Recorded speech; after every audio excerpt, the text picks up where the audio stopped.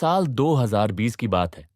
राजस्थान के एक शांत शहर उदयपुर में, जहां झीलों की मध्यम लहरें और हवेलियों की पुरानी दीवारें इतिहास की कहानियां सुनाती हैं, वहीं एक नई कहानी ने जन्म लिया।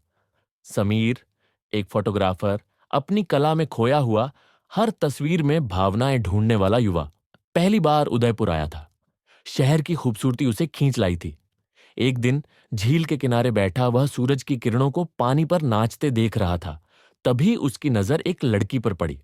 नीला सूट, हल्की सी मुस्कान और किताबों में खोई हुई वो लड़की थी माया। समीर की नजरें ठहर गईं। वह पहली बार किसी को देखकर इतना व्याकुल हुआ था। कैमरे की बजाय उसका ध्यान अब सिर्फ माया पर था। माया ने भी उसकी नजरों को महसूस किया, लेकिन कुछ नहीं कहा। अगले दिन समीर फिर उसी जगह गया और माया भी आई। अब की बार वह बिना किताबों के आई थी, जैसे वो जानती हो कि कोई उसका इंतजार कर रहा है। समीर ने हिम्मत करके उससे बात की। आप रोज यहां आती हैं? माया ने मुस्कुराते हुए कहा। हां। और आप? बातचीत शुरू हुई और जैसे हर दिन एक नई कहानी बनाता गया। दोनों ने चाय की दुकानों से लेकर झीलों तक हर जगह को अपनी यादों से भर दिया। एक रात पूर्णिमा की चांदनी में समीर ने माया को उसी झील के किनारे बुलाया। हाथ में एक छोटा सा लाल गुलाब और दिल में हजारों धड़कते सवाल। माया, तुम मेरी तस्वीरों की सबसे खूबसूरत कहानी हो। क्या तुम मेरी जिंदगी बनोगी? माया की आंखें भर आईं। उसने सिर हिलाया और कहा, हां समीर, तुम्हारे साथ हर चांदनी रात जीना चाहती हूं। कुछ समय बाद समीर को मुंबई में एक बड़ी फोटोग्राफी कंपनी से ऑफर मिला। माया का परिवार चाहता था कि वह उदयपुर में ही रहे और शादी कर ले। समीर ने जाने से पहले माया से कहा, अगर हमारा प्यार सच्चा है तो ये दूरी भी हमें और करीब लाएगी।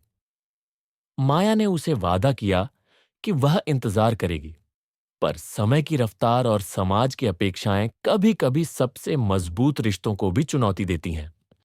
3 साल बीत गए। समीर और माया का संपर्क धीरे-धीरे कम होता गया।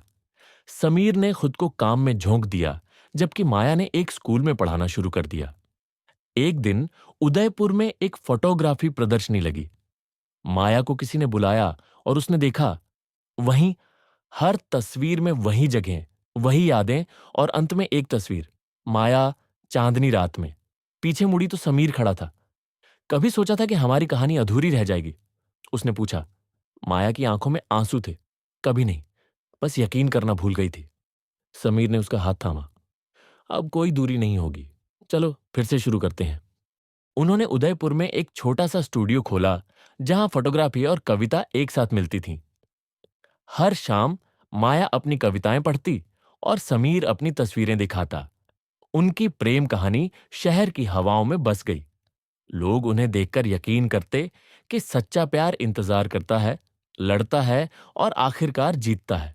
सीख, प्यार सिर्फ पास होने का नाम नहीं, भरोसे और इंतजार का भी नाम है। जब दो दिल वाकई जुड़ते हैं तो समय, दूरी या हालात उन्हें जुदा नहीं कर सकते।